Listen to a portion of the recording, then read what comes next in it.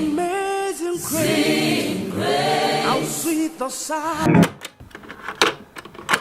Is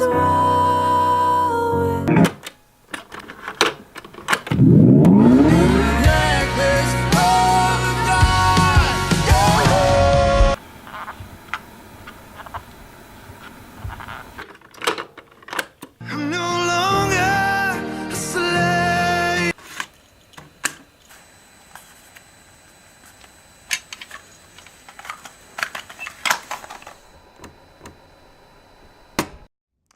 Hey everybody, welcome to Small Group. My name's Robert, I'm the teaching pastor and excited to be kicking off a brand new series with you called Awesome Mix. In this series, we're talking about music, we're talking about worship, we're talking about theology, scripture, all of that. And really the essence of it is there's this thing that God's given us called music. It's a gift from Him.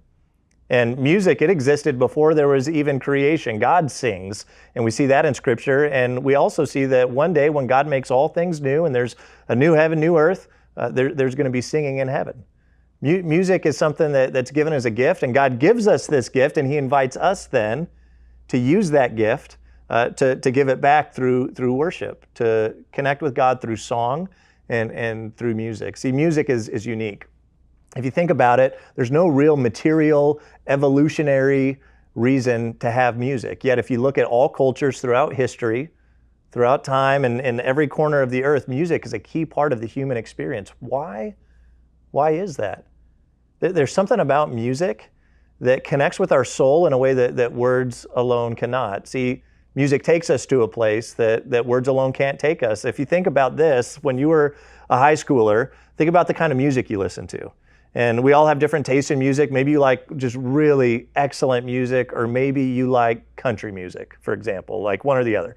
You like great music, you like country music. Regardless of what that is, there's something about that music that connects you to a certain place in time, certain feelings, emotions. I can hear songs from when I was a high school kid, and all of a sudden I remember my first car and the smells and the friends and I remember all of these details and the relationships and the emotions and my school and what was going on in my life at that time. And music instantly can take me back to those moments. There's something about it that just connects with us. There's times that I hear music and just involuntarily I find myself, just kind of moving to the beat and connecting with it. And I have a physical reaction to this thing. So what is it about music that allows things to just really penetrate deep into our minds, into our hearts, and into our souls? This first week, we're talking about this song that's kind of just lasted and endured throughout recent church history in a way that other songs haven't. This song dates way back to the 1700s, and yet even if you've never been to church, even if you've never stepped foot, in any kind of religious environment, maybe this is your first time ever in anything like a small group, you've heard Amazing Grace at some point. And there's something about the tune, there's something about the lyrics that connect with us in a way that we go, oh, it is so good, and we keep repeating it again and again and again throughout history, and now it's becoming a part of our culture. And so I want to just kind of pause for a second and first think about what is it about that song in particular? That song in particular, Amazing Grace, was written by a guy who had a really rough past. He was a slave ship captain, did all kinds of just really bad things. He had a reputation for being for a sailor.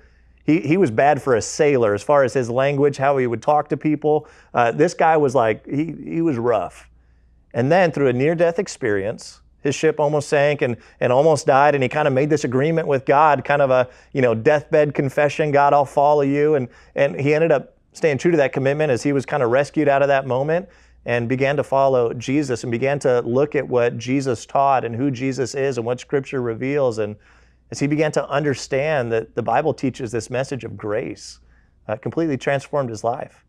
In fact, he ended up becoming a minister, and he stopped the whole captaining the slave ship thing, and he actually worked with a guy to help abolish slavery in England. And God radically transformed his life, and he penned the words to this song, Amazing Grace. How sweet the sound that saved a wretch like me. I once was lost, but now I'm found. I was blind, but now I see. And one of the reasons this song resonates for so many people for such a long stretch of time is that this isn't just his story. It's your story and it's my story. It's the story of every person who ever puts their trust in Jesus. Amazing Grace, it's the anthem, it's the song that represents the story of God coming and meeting us where we are and rescuing us in spite of ourselves.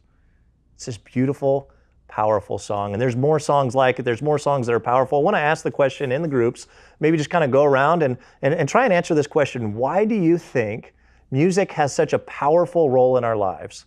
And maybe with that, what kind of music do you love to listen to? What connects with your soul? But what is it about music that is so powerful? Looking forward to the conversation. Hope you guys enjoy the discussion.